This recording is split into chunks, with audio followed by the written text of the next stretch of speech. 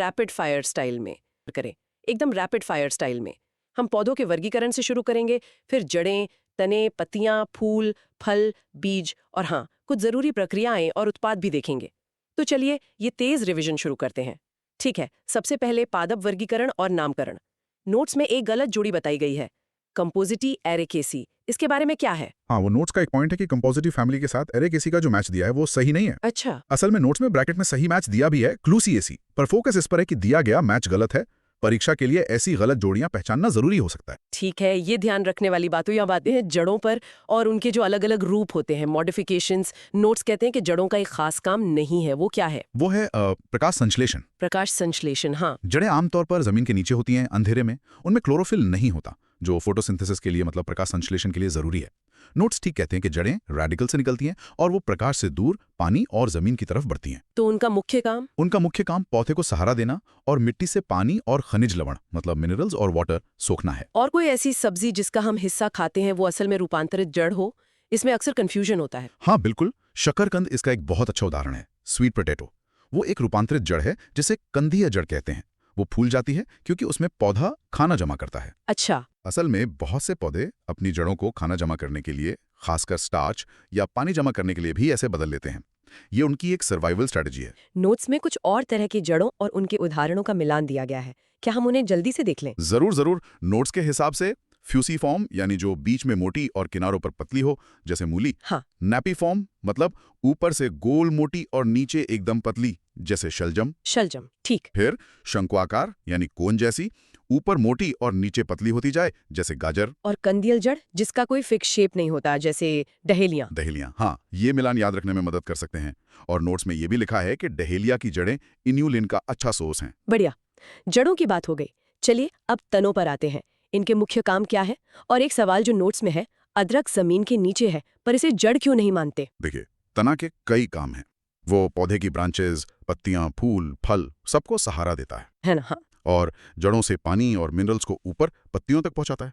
और पत्तियों में जो खाना बनता है उसे पौधे के बाकी हिस्सों तक। कुछ तने खाना स्टोर भी करते हैं। अदरक अदरक जड़ नहीं, तना इसलिए है क्योंकि उसमें साफ साफ नोड्स और इंटरनोड्स दिखते हैं। नोड्स और इंटरनोड्स, अच्छा, गांठें और उनके बीच की जगह? हाँ बिल्कुल। नोड्स वो जगह जहां से पत्तियां या शाखाएं निकलती हैं, और इंटरनोड्स दो नोड्स के बीच का हिस्सा।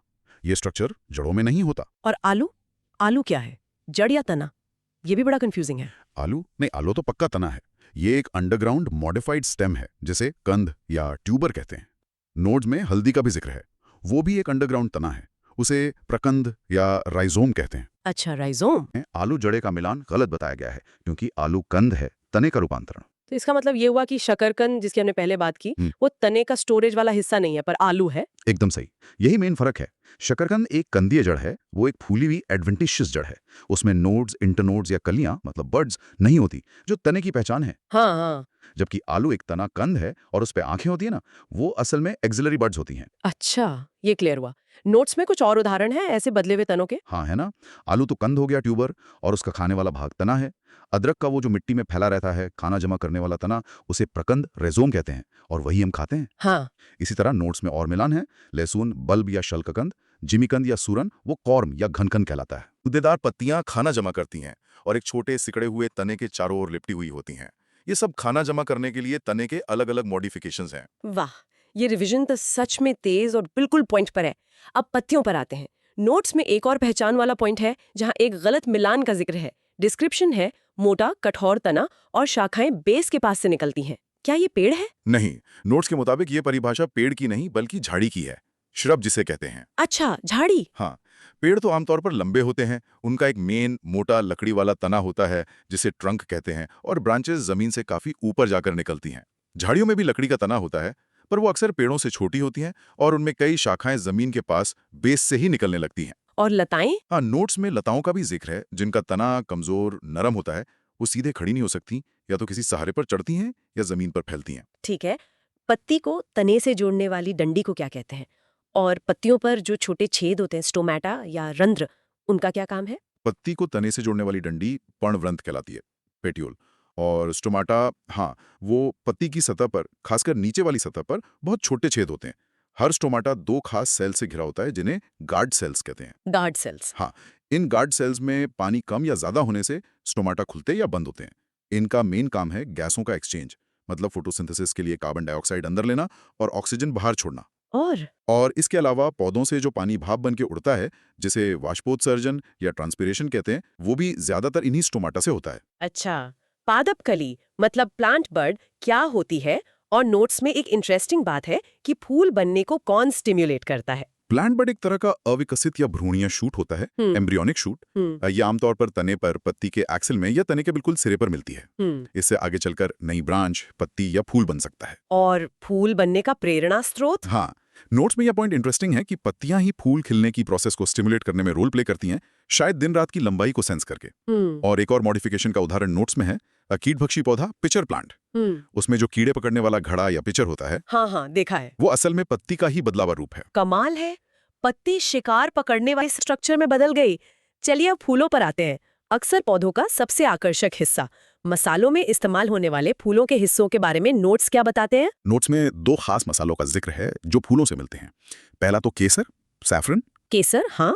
ये क्रोकस सेटाइवस नाम के पौधे के फूल के स्टिग्मा और स्टाइल, मतलब वर्तिकाग्र और वर्तिका, जो फीमेल पार्ट के हिस्से हैं, उनसे मिलता है।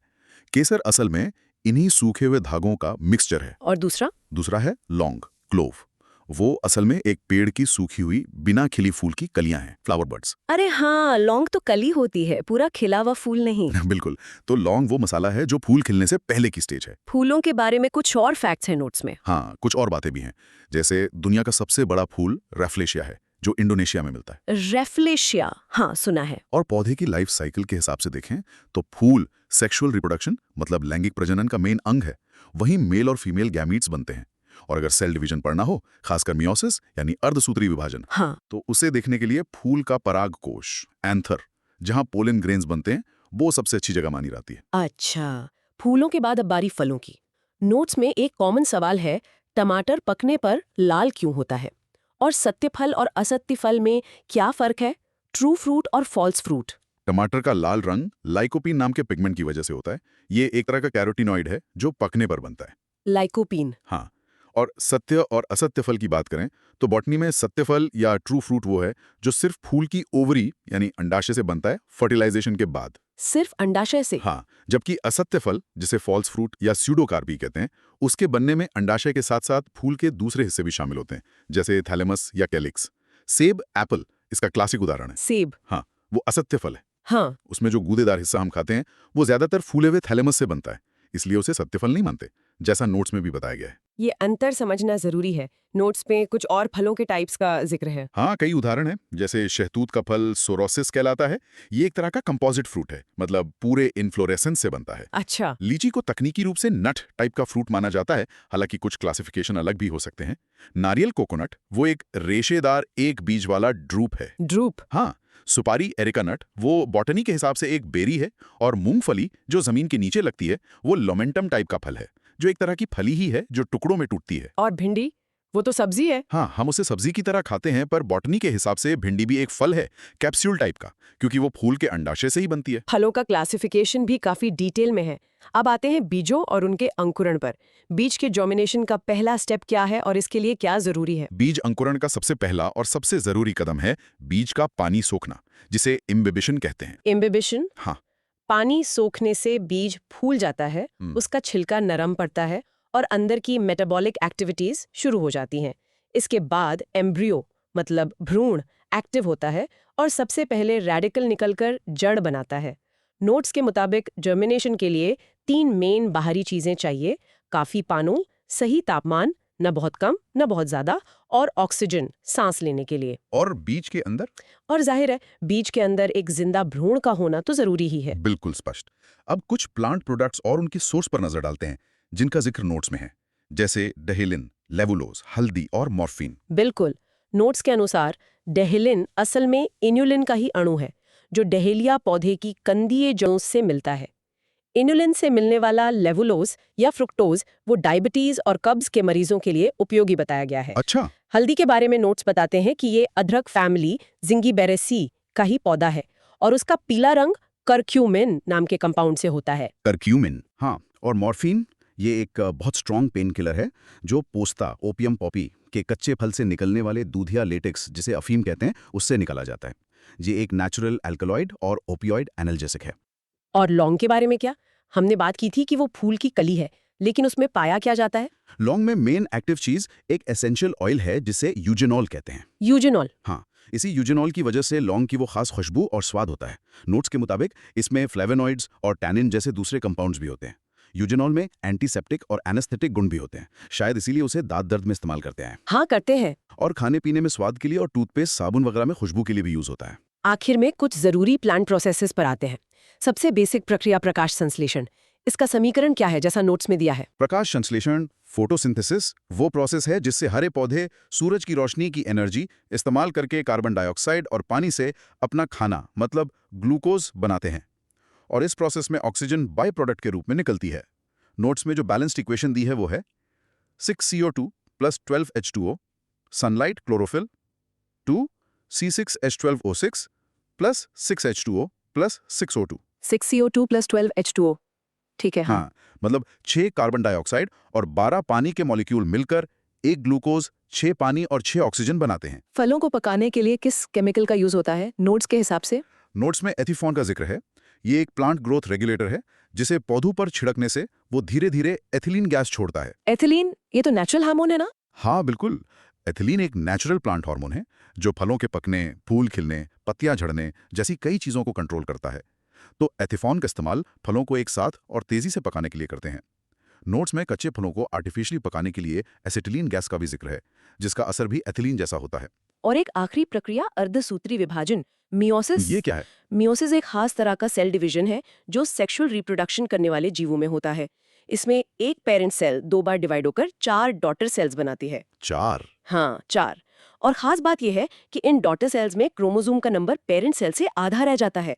जैसे इंसानों में नॉर्मल सेल में 46 क्रोमोसोम होते हैं, पर मियोसिस से बनने वाले स्पर्म और एग में सिर्फ 23 होते हैं।